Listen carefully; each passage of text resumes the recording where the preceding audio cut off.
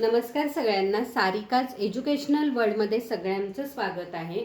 आज आपण इयत्ता 8वीतील इतिहासातील प्रकरण 4 1857चा स्वातंत्र्य लढा या प्रकरणाचा अभ्यास करणार आहोत। या प्रकरणामध्ये आपल्याला 1857चा उठाव का घडवून आणण्यात आलेला होता, या उठावामागची कारणे काय आहेत, या उठावामध्ये ब्रिटिशांच्या सत्तेवर काय परिणाम झाला, भारतीयांवर त्याचा काय परिणाम झाला, या उठावामध्ये कोणाला यश प्राप्त झालं, या सर्व घटकांचा अभ्यास आपल्याला या प्रकरणामध्ये करायचा आहे।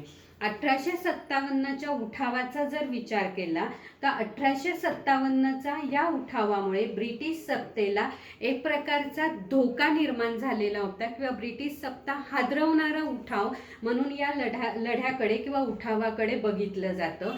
हा जो उठाव आहे 1857चा जो उठाव आहे तो अचानक घडून आलेला नव्हता। यामागे ब्रिटिशांच्या विरोधात भारतीयांच्या मनात असलेला असंतोष, अन्याय, अत्याचार ह्या सर्व घटकांमुळे 1857चा उठाव घडवून झालेला होता। या उठावाची व्याप्ती, तीव्रता इतकी प्रचंड होती की या उठावावरती स्वातंत्र्यवीर सावरकरांनी 1857चे स्वातंत्र्य समर हे पुस्तक लिहिले। या पुस्तकामुळे जे क्रांतिकारक आहेत, जे तरुण आहेत, ज्यांच्या मनात इंग्रजांच्या विरोधात असंतोष निर्माण झालेला आहे, त्यांना आपल्यावर होणाऱ्या अन्याय अत्याचाराला कशा पद्धतीने वाचा फोडली पाहिजे याची प्रेरणा या पुस्तकातून मिळत होती।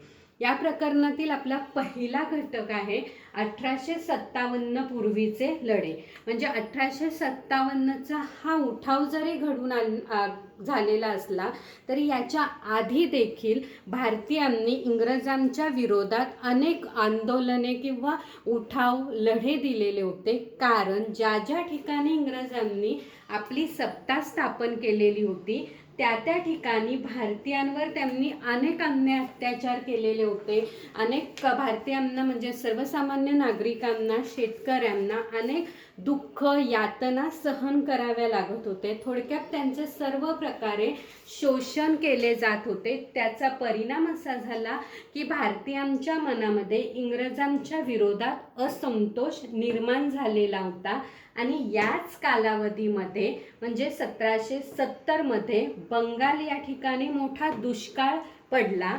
या दुष्काळाच्या कालावधीमध्ये सर्वसामान्य भारतीयांना असं वाटत होतं की ब्रिटिशांनी त्यांचे केले जाणारे शोषण किंवा अन्याय, अत्याचार, वर्तन यामध्ये बदल घडवून आणावा, पण ब्रिटिशांकडून मात्र मोठ्या प्रमाणावर अन्याय अत्याचार केला जात होता।